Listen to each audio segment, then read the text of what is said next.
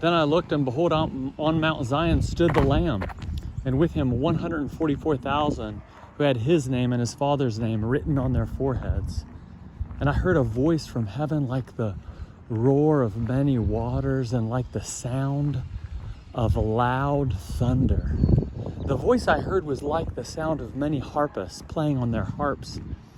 And they sang a new song before the throne and before the four living creatures and before the elders. No one could learn that song except the 144,000 who had been redeemed from the earth. It is these who have not defiled themselves with women, for they are virgins.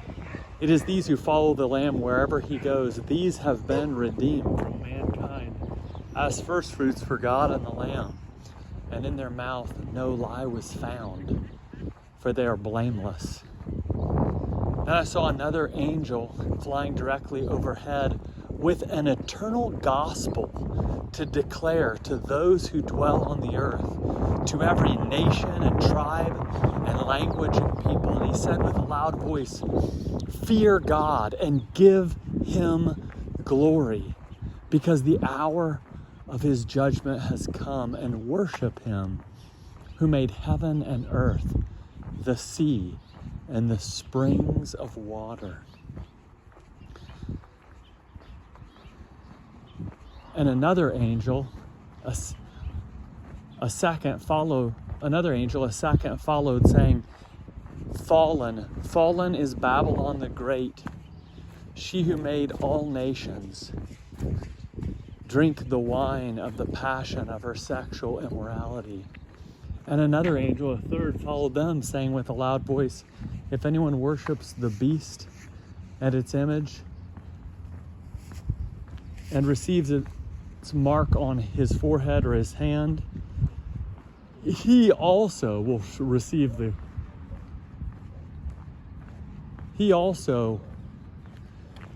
if anyone worships the beast and its image and receives its mark on his forehead or his hand, he also will drink the cup of God's wrath, poured full strength into the cup of his anger.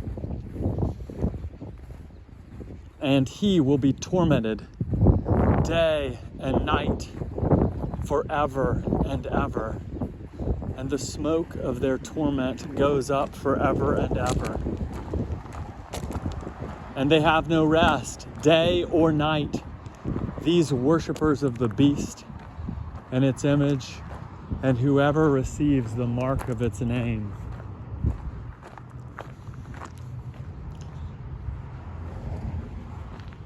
Here is a call for the endurance of the saints, those who keep the commandments of God and their faith in Jesus. And I heard a voice from heaven saying, "Write this, blessed are the dead who die in the Lord from now on. Blessed indeed, says the Spirit, that they may rest from their labors, for their deeds follow them."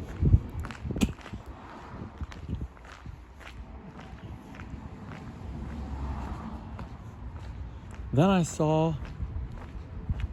I looked, and behold, a cloud, and seated on it one like a son of man, clothed with a golden crown on his head and a sharp sickle in his hand.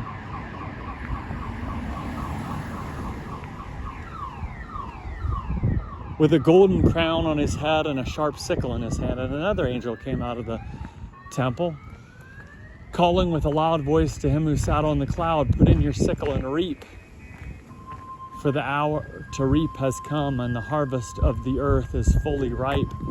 So he who sat on the cloud swung his sickle across the earth, and the earth was reaped.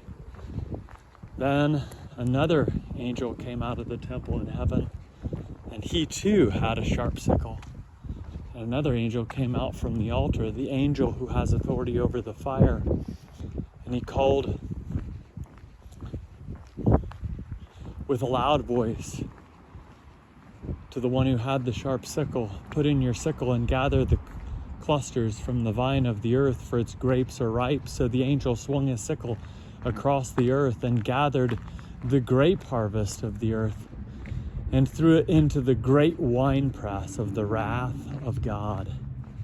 And the winepress was trodden outside the city, and blood flowed from the winepress as high as a horse's bridle for 1,600 stadia.